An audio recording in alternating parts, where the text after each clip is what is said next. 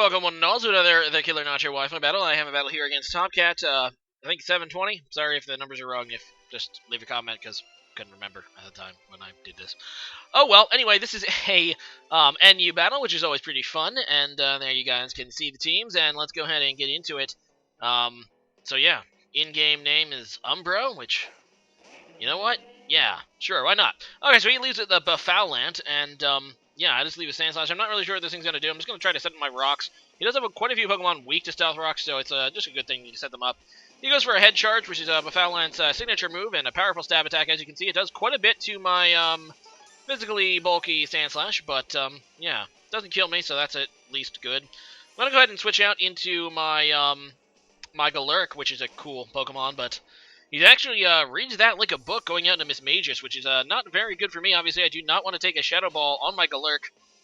It is really slow, and it is weak to that, being that it's also a Ghost type. And yeah, I'm just going to go on to my Lantern for two reasons. One, Lantern does have some pretty nice special defense, and the other reason is I am a Choice Specs Lantern, so I'm hoping to get some decent damage on this thing. So here comes the Shadow Ball, and yeah, as you can see, it does a lot. But he is a Life Orb to Miss Magus, and I should have you know, thought of Nasu before, because there it goes. And like I said, I am a Choice Specs Lantern. If I would have went for a Thunderbolt or something, I'm pretty sure I could have killed it. That's how much a Volt Switch does. And that's really not good, because now, looking at my team, I don't have anything else to beat this. I did not bring any fast Pokemon.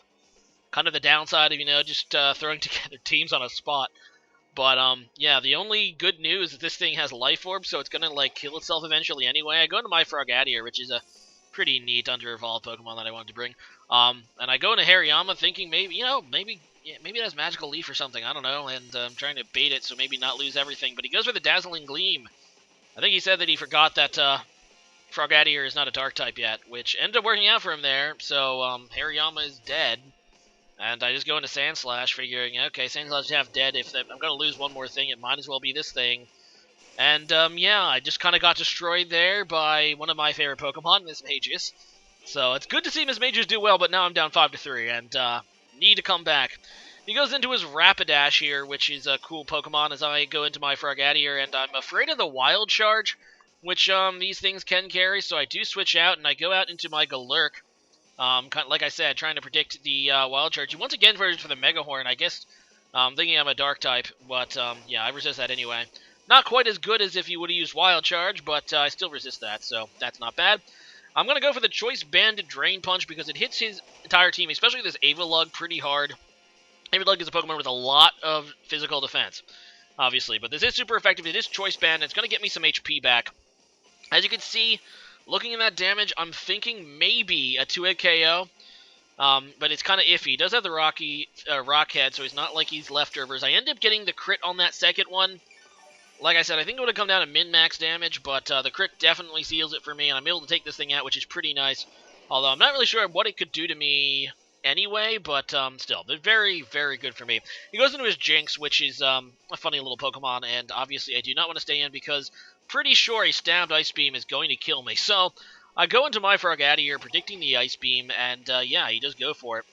Now here I'm kind of forgot. I don't actually know what his ability on Jinx is. In fact, looking at the second half of the battle, I don't think it's actually, what is it? The, not Thick Skin, Dry Skin, which apparently Jinxes can get.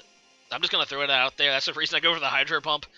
The fact that he switches out, and you'll see later, he actually bothers to put asleep my Choice Specs Lantern with it, so I'm kind of thinking that the thing doesn't have Dry Skin, although I don't really know what other relevant ability Jinx has. Either way, I go for that Hydro Pump, and I end up killing the Primeape. So I'm actually making kind of a nice comeback right now. He goes back into Rapidash. I know I don't have anything that I can take a Flare Blitz that well, so I was going to sack Frogadier here to see what he'd lock himself into. And it is Flare Blitz, and I'm going to go out in my Lantern. We should be able to take at least one, and I just go for the Scald, which is a stab move. Probably should have went for the Thunderbolt had I remembered the you know, Jinx might have Dry Skin thing. But, yeah, either way, I just go for a Scald, which is stabbed. Actually, Thunderbolt would have been stronger, especially since it's neutral against everything I think he has left as well. But oh well. I end up getting a 2-hit KO on that Bafoulant, which is kind of funny. I didn't think I would outspeed, but Bafoulant is, I guess, slower than Lantern. Goes back into Jinx, and like I said, he actually bothers to go for the Lovely Kiss here. I was just staying in, trying to go for a Scald. which makes me think that maybe this Jinx does not have Dry Skin. Yes, it can have other abilities. Maybe it doesn't have Dry Skin because Dry Skin would put certain fire moves in killing range. I'm not sure. Can also get Oblivious, and I don't think it has Forewarn. We would have seen that. It might be Oblivious, actually. Oblivious is a very good ability to negate sweeps. Either way, wait, no. Oblivious, no. That's just for Infatuation. So he probably did have it. Whatever. I'm just going to leave it at that. I end up not waking up, so he's going to get the kill, and yeah, Galaric is not going to be able to survive an Ice Beam. Still a very good match there. Kind of got wrecked early and almost made actually a comeback, but just not enough speed on this team and just did not put myself into position to win. Still ended up being a really good game though, Topcat, so thanks for the battle, and today's question of the day is this. Out of all the generations, which generation do you think the Pokemon have the best designs? And I know this came up on stream, which is actually like, oh man, I have to write this down. This is a great question. But obviously, a lot of people have, the idea that Gen 1, was so original, and the later generations were just, oh, they're running out of ideas and all that. Well, Generation 1 isn't that great either as far as design. Looking at, and I love Gen 1, man. I have a special place in my heart for all those Pokemon. But what's with their thing with, guys, we can't think of an evolution for this Pokemon. Let's just put 3 of them together.